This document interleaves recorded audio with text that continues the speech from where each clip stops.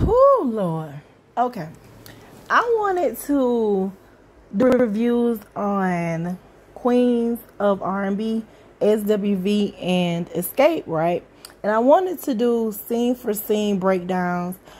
But with this first episode, first of all, I want to say it was real refreshing to see the ladies with their families, their husbands, and their kids. You know, that was real refreshing. You know, everything doesn't have to be drama filled to get my attention. Although I like the drama, I like the mess. I'm not even gonna lie, I ain't gonna hold y'all. I love the drama, I love the mess. And let's get to the drama and the mess. Now, I wanted to do a scene for scene breakdown, right? And just give my opinion, just kind of analyze it to see, you know, what was going on and how everything was unfolding. But when it got to the scene with Tamika and Tasha and their mom, it was just something about that it was just so disturbing.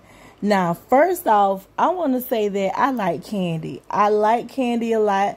People say that she's boring, and I just say that she's about her bag. She's about her money, and she does what she has to do to get to the money. And it may seem a little boring. She may seem a little, like, okay, Candy ain't doing that. Baby, Candy get to the bag, and if that's boring, then I'm trying to get on her level of boring. Like, I don't need no excitement if that's what it takes to get to the level of success that she's on. So I commend her on that. And when I be hearing people, different commentators, different bloggers say, oh, Candy's boring, she's boring, she need to go, I be like, don't try to, you know, hate on that woman, let that woman get to her money. Now, with that being said, all money ain't good money, and it's just some things people shouldn't do in order to get to the money. Now, Candy in this dynamic, when it comes to Tamika and Tasha, Candy is just a little too pleased with those two not getting along. And she takes joy, and it seems like she was just so delighted that Tamika and Tasha wasn't getting along, because over the years, it's always been said that Candy and Tasha, they just beef. They don't get along. They don't see eye to eye. It's always problems with those two. So and I'm one who's all for alliances, who's all for having a strong team. I get that.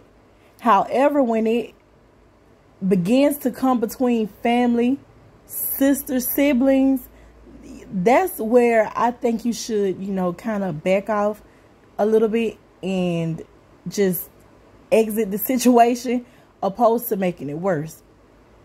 I don't think that Candy really wants Tamika and Tasha to work things out, because as long as they're at odds, Tamika is Team Candy, when Tamika should be Team Tasha.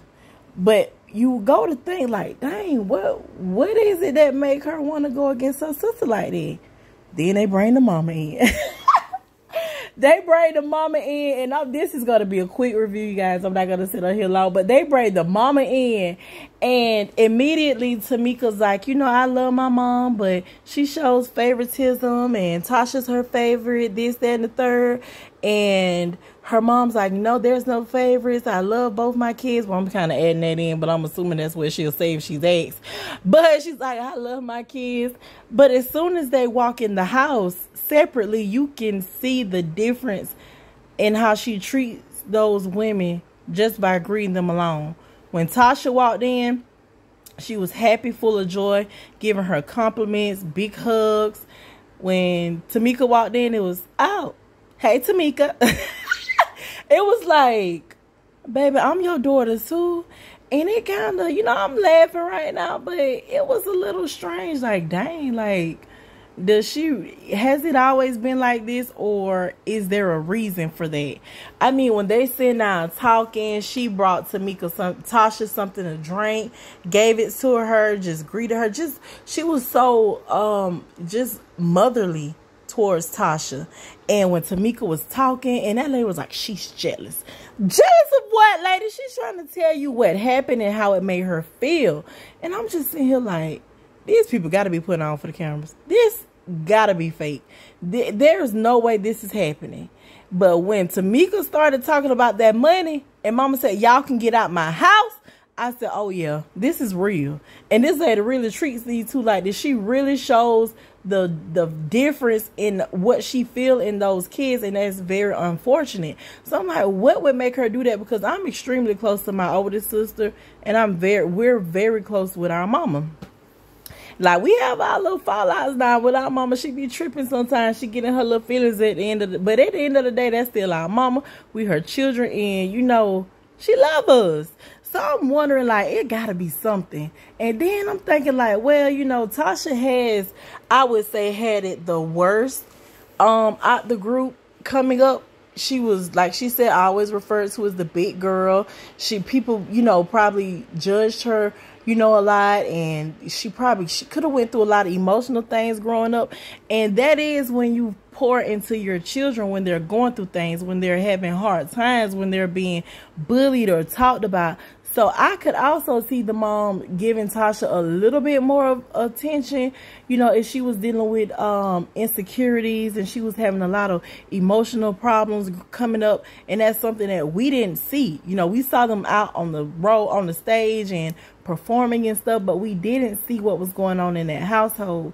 And if that was the case, then that mom should have also let Tamika know exactly why she's doing what she's doing. Like, just don't throw her to the side. Let her know exactly what's going on and explain to her why you're giving this other child so much attention, or why you're being so soft with her, and why you're, you know, giving her that extra emotional support that you know she needs. Because coming up, other kids don't realize that. They see a difference in the treatment, but they may not know exactly why there's a difference. And I wanted to single out that scene specifically because I am a mom. My son will be 5 years old on the 19th of this month, and I plan on having other kids, but seeing situations like this and being able to depict why, you know, parents do things a certain way, it also resonates with me. It helps me to, you know, just think about, okay, you know, prepare yourself. And these are the things that you should do as a parent. These are the things you shouldn't do as a parent. You know, and it's obvious, okay, no, you don't show favoritism towards your kids. But sometimes you probably would do it and don't even recognize it. Not saying that in this day and age, when those women are fully grown, neither one of them are considered the big girl, that woman should know better. However, coming up, maybe she didn't realize that Tamika was feeling the way she was feeling. Well, she said she told her, but what I'm trying to say is, when they were coming up, maybe her mom, you know, just wanted Tasha to feel a certain type of way. And I'm not saying that this is the reason why she showed favoritism, or even if she did. However, if she did, this could have been a reason why. And if that was the reason why, she didn't do a good job at explaining it to Tamika, okay, this is going on with your sister, and this is why, you know, you may feel this way, or this is why, and I apologize. Because it is important for us to apologize to our kids, to explain to them, you know, what's going on, why we do what we do. And I take things like that in, and I hold it, and I analyze different situations when I'm dealing with my son, and I try to make sure that he understands everything that I do and why I do it. Now, with that being said, that mom, when she told them people, cut the cameras or get out my house, that was a completely different situation. That can't be excused unless they cut out a scene where Tamika cussed both Tasha and the mama out. The mama was guilty, and she was dead wrong. She was dead wrong for defending Tasha if Tasha and her husband took that girl money. And until I can see the episode next week, I'm inclined to believe that they really stole that girl money. And for Tiny's mama to tell her, well, no, she wasn't being messy. She was just letting her know that she had money coming, or that came, and, you know, be on the lookout. And that girl never got her money. But the way the mama told them people to cut that camera and get out that house, it's almost like she was hiding something, or she was trying to protect them. And that's a different type of favoritism. Like, that there is just cross the line, out of order, dead wrong. And Let me revert back to Candy before I end this live, because, well, not live, I'm sorry, y'all, before I end this recording. Now, Candy, I like Candy, y'all. I just cannot go in on Candy like most people do. And I think that the reason why people find it easy to go in on Candy, because she's an easy target, because Candy does seem kind of boring. She's kind of bland. However, it's her work ethic. And the thing that I want to say about that is, when a lot of people, because I know there's a couple of bloggers that always say Candy's money hungry, and Candy's this and Candy's that. I never understood the problem with a woman getting her money. Like, I don't see what the issue is and why people always make it a big deal. Okay, like, if she has her hand in every pot, picking out of it, I don't see nothing wrong with it. As long as she's not holding nobody else back or holding nobody else down or trying to stop anybody else's bag. What is the problem with Candy putting her hand in each pot that she can put her hand in and provide generational wealth for her kids? That's the mentality that we all should have, and that's the road that we all should be headed on. But instead of people acknowledging that as a good thing and trying to take a little advice and, you know, take notes, people always want to hate and try to bring the next person down. And that's really sad. That's something as a people, as a group of people, as a culture, we have to get out of. We have to get out of that crab in a bucket mentality and try to get on one accord.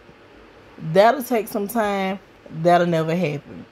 But from here on out, I'm going to get my notepad and my pen, baby, and I'm going to be taking notes, because I will be invested in this show, and I will start doing scene by scene recaps, scene by scene breakdowns. I like this show. I'm a fan of SWV and a fan of Escape. I'm an 89 baby. I am an 80s baby. And that old school R&B is my thing. That's my type of music. I love it. That's my vibe. And I am definitely interested in this show. And I think you guys should check it out as well, because, yeah, it's kind of lit. It's kind of lit. Okay, well, that was my vent for the day. So I will get back with you guys later. Bye.